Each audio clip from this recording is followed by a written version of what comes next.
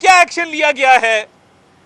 72 घंटे होने वाले हैं, इन ऑडियोज का कोई एक्शन लिया गया है? गजब खुदा का, आप स्याह करें सफेद करें, कोई पूछने वाला नहीं है।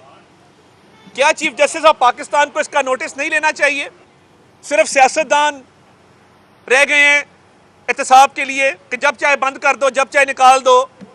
और ये सवाल हम करेंगे, हम हक बजानिब हैं कि जब हमारे सियासी मुखालफों को स्पेस दी जाएगी, हमारे सियासी मुखालफों की कॉलों में पता लगेगा कि वो इनसे राब्ते में भी हैं, इनके घर भी जा रहे हैं, घर तक रसाई हासिल है, तो हम चुप कर जाएं, अपने होंठ छीलें, अपनी जबानों को ताले लगा लें और कोई बात ना करें, और हमारे सियासी मुखालफीन अपने इन ताल्लुकात का फायदा उठाते हुए हमें दीवार के साथ लगाएं, हम उफ ना करें। एक लाडला जो घर बैठा है, उस लाडले से पूछा जाता है आप कब तशरीफ ला सकते हैं, आपकी तशरीफ आवरी कब मुमकिन है, आपकी बेल लगी है, आप आना पसंद करेंगे?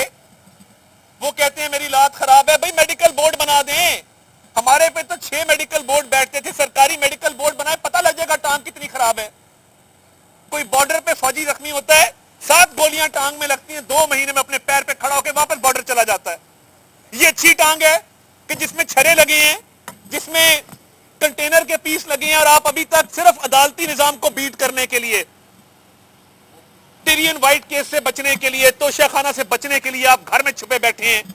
खाक की जेल भरो तहरीक है कि जब पुलिस आती है तो औरतों और बच्चों को खड़ा करके छुप जाते हैं। आपको पता है आप अपना ब्लड टेस्ट नहीं करवा सकते, आपको यह बात पता है, उसमें कुछ खराबियां हैं जो सामने नहीं आ सकती, और आपको ये सहूलतें हासिल है, पाकिस्तान की तारीख में किसी सियासतदान को हासिल नहीं हुई। अभी हालिया जो हुकूमत थी पंजाब की, मोने सिलाई साहब ने मॉडल टाउन लिंक रोड से लेके तो भारी भारी सोसाइटियों के अंदर जो कब्जे किए, क्या सिटिंग सीसीपीओ की आशीर्वाद शामिल नहीं थी? क्या गुलाम महमूद डोगर की आंखें बंद थी कि लाहौर में हर दूसरे प्लॉट पे कब्जा हो रहा है? यह बात नहीं है, बात यह है कि उसको ताकतवर कुछ लोगों की पुष्पनाई हासिल थी, जो ऑडियो लीक्स के बाद मामला बिल्कुल क्लियर हो गया है। तो ये गुलाम महमूद डोगर जो कब्जे कर रहा था, अखबार की सुर्खियां हैं, कब्जा माफिया गुलाम महमूद डोगर, इंक्वायरी रिपोर्ट चीख के कह रही है कि यह कब्जा माफिया का सरगना है। और आला तरीन अदलिया के एक जज साहब जिनकी ऑडियो आई है, उनके खिलाफ तो अब तक किसी ने एक्शन नहीं लिया। क्यों नहीं लिया? लोग ये बात कर रहे हैं, वकला ये बात करें, बड़ी तशवीश पाई जाती है।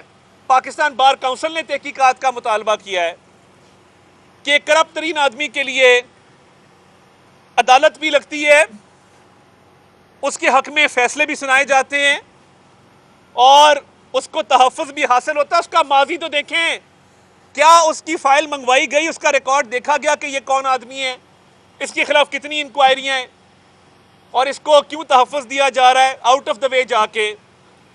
अब एक ऑडियो आई है, अब जिन मौजूद जज साहब का जिक्र हो रहा है, लोग ये कहते हैं कि उस ऑडियो में मोहम्मद खान भट्टी उनके घर पे बैठा है। मोहम्मद खान भट्टी अपने फ़ोन से उनकी बात करवाता है परवेज़ इलाही साहब से, और परवेज़ इलाही साहब कहते हैं कि मैं आपके घर आ रहा हूं। क्या ये जायज़ है कि एक सियासी पार्टी का एक रुकन इस तरीके से उसका सेक्रेटरी पहले वहां बैठा हो और वो घर चला जाए उठ के? क्या ये जायज़ है? और वो कहे कि मैं प्रोटोकॉल के बगैर आवांगा, मैं प्रोटोकॉल नहीं साथ लेके आऊंगा। प्रोटोकॉल आप तब साथ नहीं लेके जाते जब आपको डर खौफ और छुप के मिलना हो। अगर कोई अफसोस करना था या कोई और मामला था, अलल एलानिया जाते कि मैं जज साहब के घर गया हूं, उल्फत मुगल साहब को फुटेज भिजवाते, ये ARY पे चलाते, बाकी लोगों को फुटेज भिजवाते, अपने अपने चैनल्स पे ये चलाते कि जी ये हम गए हैं, अलल एलानिया जज साहब के घर गए हैं। मैं प्रोटोकॉल के बगैर आ रहा का मतलब है कि कोई दाल में कुछ काला था, कोई ऐसी बात थी जिसको पोशीदा रखना था। अब बात यह है कि जब आप खुफिया मुलाकातें करेंगे, कोई बात नहीं थी तो कहते थे ये डिक्की में जाते हैं, कहानियां बनाई जाती थी। तो मुझे बताएं ना, क्या एक्शन लिया गया है? 72 घंटे होने वाले हैं, इन ऑडियोज का कोई एक्शन लिया गया है क्या? उस मुकद्दस इदारा जिससे मेरे खानदान का ताल्लुक रहा है, और हमारा दिल दुखता है कि ऐसी काली भेड़ें भी बैठी हैं इदारे के अंदर जो इदारे को बदनाम कर रही हैं। और आप देख लें, लोग ये बात कर रहे हैं कि इधर लाहौर में एक लाहौर कैंट में 4 कनाल का एक प्लॉट है, 32 करोड़ उसकी कीमत है। मैं तो अफोर्ड नहीं करता, मेरे दादा बड़े बड़े आला ओहदों पर फायज रहे हैं, मैं अभी भी किराए के घर में रहता हूं। तो ये कौन सी ऐसी जजशिप है इनके पास कि 32 करोड़ का वो प्लॉट है, 4 कनाल का कंस्ट्रक्शन हो रही है, 70 से 72 करोड़ रुपए का वो घर है। कोई तहकीकात करने वाला है, कोई बात करने वाला है इस पे? और ये ऑडियो में, और ये कोई ना कहे कि ये बड़ी पुरानी बात हो गई, क्योंकि वो घर के बाहर फिर ना अच्छा एंड पे मोहम्मद खान भट्टी फिर जज साहब से फोन लेता है और उसको डांट पड़ती हो, यार मैं बाहर जो आ गया, यार जज साहब को नहीं कहा, कोई ये ना समझे, इसको गलत रंग मत दे, यार मोहम्मद खान भट्टी को कहा जिसको फोन पकड़ाया गया था, वो साथ बैठा था और ये मफरूर मुलजिम है, इस पे केसेस हैं, अरबों रुपए के इसने डाके डाले बतौर principal secretary to CM Punjab. तो उसका एक्सेस जज साहब के साथ कैसे हुआ? एक रिकॉर्ड याफ्ता शख्स, वो उनके घर, उसको एंट्री क्यों मिली, कैसे मिली, ये सवाल है, इसका जवाब चाहिए। और ना सिर्फ ये, एंड पे फोन वो उसको पकड़ाते हैं। और देखिए हमारे साथ जो अदालतों में उनका रवैया रहा, मैं उस पर बात नहीं करता, हम अग्रीव पार्टी होंगे। जिस खुश असलूबी से और खुश इखलाकी से, जी चौधरी साहब, जी चौधरी साहब, मतलब गजब खुदा का, आप स्याह करें सफेद करें, कोई पूछने वाला नहीं है। क्या चीफ जस्टिस ऑफ पाकिस्तान को इसका नोटिस नहीं लेना चाहिए? और दूसरी जो ऑडियो है, जुबैरी साहब सदर सुप्रीम कोर्ट बार कह रहे हैं कि जी परसों डोगर वाला केस भी लगा है, तो वो कहता है मोहम्मद खान भट्टी वाला भी उन्हीं के पास लगवा लो जो चंद दिन पहले उनके पास बैठा था। ये कैसी बात है? मुद्दई भी खुद, वकील भी खुद, जज भी खुद। देखिए ये सिलसिला डिमांड करता है कि इसकी शफाफ तहकीकात हो। ये उस इदारे पे उंगली नहीं उठनी चाहिए, ये काले धब्बे उस इदारे पे नहीं लगने चाहिए जिसका काम इंसाफ करना है, जिसका काम है कि वो मुनसिफी करें। जब ऐसे सवालिया निशान उठेंगे और ऐसी बातें सामने आएंगी जिसमें आप केस अपने पास फिक्स करवाएं, आपका अपना इंटरेस्ट हो, जिसमें आप सियासी पार्टियों के लोगों को अपने घर बुलाएं, उनसे मिलें, उनके सेक्रेटरी जिन पे इल्ज़ामात हैं, केसेस हैं, करप्शन के सबूत हैं, उनको अपने पास बिठाएं, तो ये मामला क्लियर होना चाहिए। ये इस पूरे मुल्क के अदालती निज़ाम पे, इंसाफ व अदल के निज़ाम पे एक सवालिया निशान है। ये काला धब्बा साफ करना होगा, इस धब्बे को धोना होगा। ये नहीं हो सकता कि एक साहब जिनके कॉन्टैक्ट्स हर जगह हों, पहले भी आपके खिलाफ एक रेफरेंस फाइल हुआ, आपके बारे में एक साबिक चीफ जस्टिस ने कहा कि आपका कॉन्डक्ट कलरफुल है, कलरफुल। किसी ने पूछा, वहां से भी आपने अपने लंबे हाथ इस्तेमाल किए, बाइज्जत बरी हो गए। तो अब इतने लोग ये सवाल कर रहे हैं, तो क्या इसका जवाब कोई नहीं देगा? इंसाफ से नहीं पूछा जाएगा कि आपने परवेज इलाही को घर क्यों बुलाया, मोहम्मद खान भट्टी के साथ क्यों बैठे? बाकी तो चले तहकीकात होंगी, होनी चाहिए, बाकी जो मामलात हैं, जो इल्ज़ामात हैं, मगर ये केस फिक्स करवाने के वाले से बात हो रही है, परवेज इलाही के साथ मुलाकात हो रही है, मोहम्मद खान भट्टी घर पे बैठा है। तो ये क्या सिर्फ सियासतदान रह गए हैं एहतसाब के लिए कि जब चाहे बंद कर दो, जब चाहे निकाल दो? क्या इनसे नहीं पूछा जाएगा कि आपके दोनों बेटे क्या खिलवाड़ करते हैं? लाहौर हाईकोर्ट में जज साहबान बात करते हैं, आप पूछे किसी से जाके, आप किसी कोर्ट रिपोर्टर से पूछें, मेरे बीट रिपोर्टर भाई खड़े हैं, किसी कोर्ट रिपोर्टर से पूछ लें, क्या दोनों बेटों का रेफरेंस नहीं दिया जाता कि इनको वकील करो? क्या प्रैक्टिस में आते ही किसी की प्रैक्टिस इतनी चलती जिनकी दोनों बेटों की चल रही है? तो ये बड़े गौर तलब सवालात हैं, और ये सवाल हम करेंगे, हम हक बजानिब हैं कि जब हमारे सियासी मुखालफों को स्पेस दी जाएगी, हमारे सियासी मुखालफों की कॉलों में पता लगेगा कि वो इनसे राब्ते में भी हैं, इनके घर भी जा रहे हैं, घर तक रसाई हासिल है, तो हम चुप कर जाएं, अपने होंठ छीलें, अपनी ज़बानों को ताले लगा लें और कोई बात ना करें?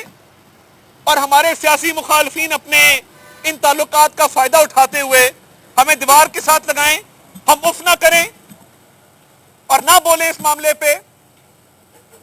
चीफ जस्टिस ऑफ पाकिस्तान को चाहिए कि ये उनकी जिम्मेदारी है बतौर एक आईनी ओहदेदार के कि इस धब्बे को साफ होना चाहिए, इसकी शफाफ तहकीकात होनी चाहिए।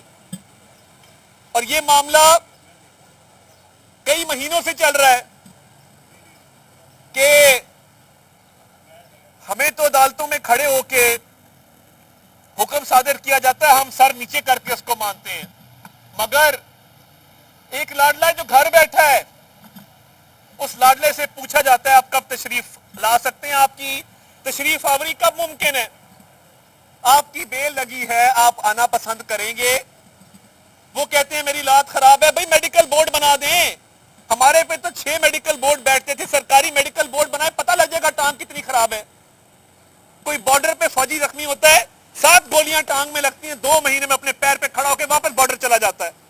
ये अच्छी टांग है कि जिसमें छरे लगे हैं, जिसमें कंटेनर के पीस लगे हैं, और आप अभी तक सिर्फ अदालती निजाम को बीट करने के लिए, टिरियन वाइट केस से बचने के लिए, तोशाखाना से बचने के लिए आप घर में छुपे बैठे हैं। खाक की जेल भरो तहरीक है कि जब पुलिस आती है तो औरतों और बच्चों को खड़ा करके छुप जाते हैं। आपको पता है आप अपना ब्लड टेस्ट नहीं करवा सकते, आपको यह बात पता है, उसमें कुछ खराबियां हैं जो सामने नहीं आ सकती, और आपको ये सहूलतें हासिल है। पाकिस्तान की तारीख में किसी सियासतदान को हासिल नहीं हुई। तारीख पे तारीख ली जा रही है कि ये 5-6 महीने गुजारो, सिस्टम को बीट करो ताकि तोशाखाना की चोरी का जवाब ना देना पड़े, ताकि जो स्टे ऑर्डर मिला हुआ है फॉरेन फंडिंग में वो खारिज ना हो, ताकि टिरियन जेट के उस अदालती फैसले को मजीद ताखीर का शिकार किया जाए।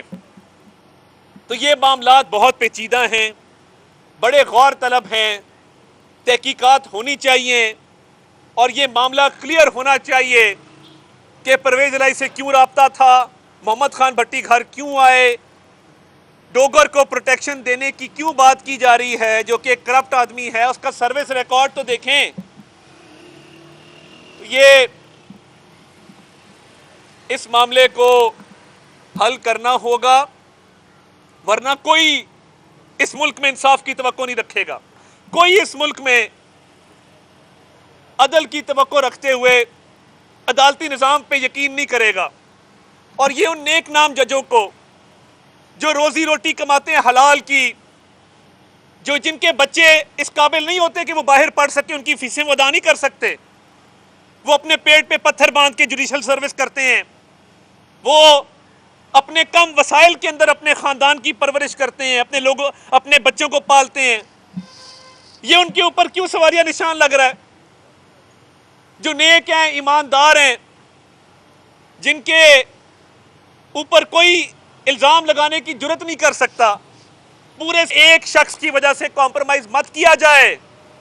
पूरे सिस्टम पे, पूरे जुडिशल सिस्टम पे एक आदमी की वजह से काला धब्बा ना लगाया जाए, तहकीकात की जाए, इंसाफ किया जाए, ताकि वो नेक नाम जज, वो ईमानदार जज, वो फर्शनास जज जो सुबह शाम इस मुल्क की खिदमत करते हैं, अदल व इंसाफ करते हैं, उनको तहफ़्फ़ुज़ हासिल हो और वो सर फख्र से बुलंद करके माशरे में चल सकें कि हमने हक हलाल की रोजी रोटी कमाई है।